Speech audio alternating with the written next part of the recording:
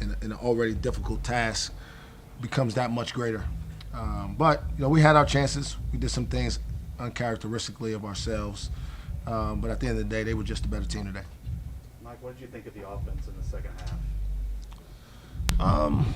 I know we missed a bunch of layups. I don't. It's hard for me, Jacob, to sit here right now and say for sure exactly what happened without the benefit of watching the film. But I thought we got good shots. I thought we missed a bunch around the basket. I don't have the numbers directly in front of me. I think, okay, so here we go. 9 for 28 and only 4 threes, so 8 for 24 from 2. I mean, it's hard. It's hard. This league's hard, and obviously it's been well documented, the best defenses in the country. And so when you get opportunities to make layups, you got to make them because those things really show up at the end of games. But again, I thought we did some other things outside of offensively that really, hurt us. And Trey Mitchell made a big shot right there. We had him on the ropes, big possession there, and obviously that kind of put him at a little bit of ease there late in the game. Like how hard is it?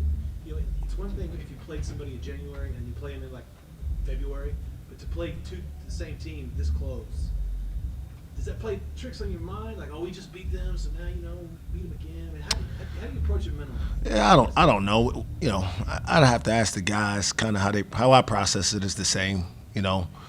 Every game in this league is a really, really difficult challenge, and we're all learning that we're all going to take some lumps going through this deal. I mean, we lost a couple in a row. They lost a couple in a row. At some point, everybody's going to go through it. Just a matter of how you respond. And so who the given opponent is on the day, you try not to overthink it.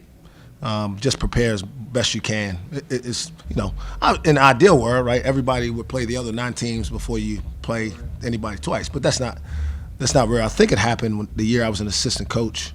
But I know there's a lot of things that go into making the league schedule, and some of it's just unavoidable. You said the offense was uncharacteristic in some areas in the second half. What stands out to you there? I thought we made too many individual plays. Now, obviously, late, we needed somebody because Bryce had it going. We needed to try to put the ball in his hands and let him create.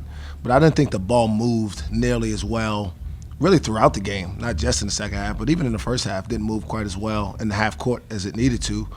And so when that happens, you got to get out in transition and steal easy baskets. That's how we came back. We were getting stops, and the plays were easy in transition. But in the half court, we got to be more committed to moving the ball. And we got the ball in to KB. Felt like he kind of was coming out of his shell a little bit today, but we didn't get the level of production even there that we normally expect. So, again, it was a tough day at the office, but we know we got a lot of work to do to get back. Was some of that with not having Bryce Williams? Yeah, but again, I'm not going to – it is what it is. You got to play the guys that are available to you. Certainly a big part of our team. But when he's healthy and ready to play, he'll play. Until then, we got to play the guys who are healthy and ready to go. It was good to see Donovan Williams get out there and make a positive contribution for us.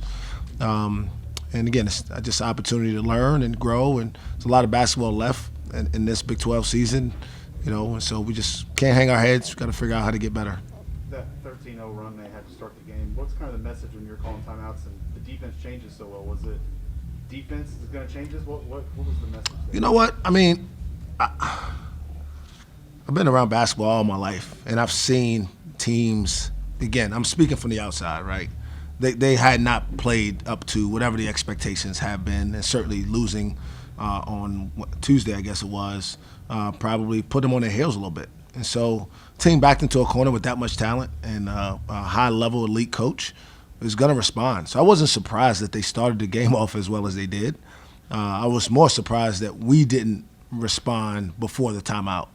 And so once the timeout happened, I thought they settled down and really got back to defending the way we're capable of. Because, again, it was 13-0. They scored 43 points the rest of the way. So, I mean, I think they made their first 4 shots, and at halftime they only had 9 made field goals. And so, we showed that we're capable. We just got to do it more consistently. Is that consistent? It seems like it's escaping at times for you. How do you grab it? How do you figure out consistency? Just got to grow up. I mean, I don't think it's rocket science. We got guys stepping into new roles and trying to figure out who's going to lead the team on a given day. And, on a day like this, Bryce Thompson was the only one that really popped his head up and played at a high level took a lot of shots to get there, but we needed them all. But we just got to get guys collectively to grow up and be more accountable to bringing it every single game, mentally, not physically, but mentally, just understanding how hard it is. And again, we got a bunch of guys who've never had to carry a team through this gauntlet. And so, last year was a little easier. We had a cheat code every time we walked into a building. This year, we got a bunch of guys who got to learn how to get better. Mike, what did you think about the front court battle, specifically for Texas? It seemed like Bishop and Cunningham and DeSue made some really tough, gritty plays down the stretch for them.